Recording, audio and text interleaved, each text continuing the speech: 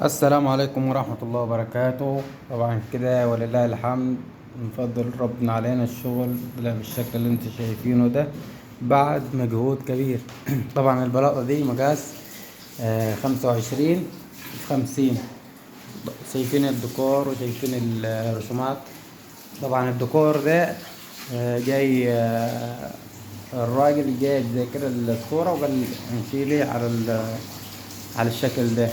تمام، وبفضل الله مشينا له على نفس الشكل، بس الشكل اللي عنده في الاخر كان بلاطين بس.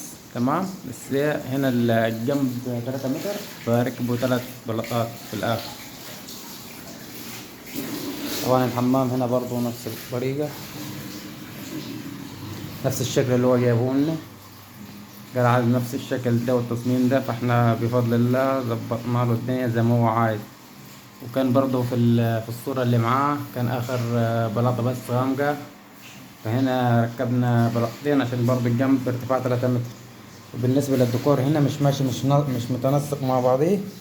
ليه؟ عشان البلاطة دي 25 والبلاطة دي 30. في الآخر جايبين آخر بلاطة سليمة هنا، وهنا برضو نفس القصة آخر بلاطة سليمة.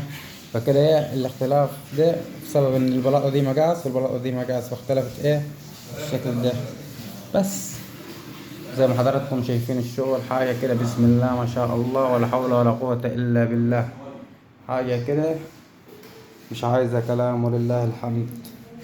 اللي عنده ملحوظ ولا أي حاجة ولا سؤال يتفضل يقول. والسلام عليكم ورحمة الله وبركاته.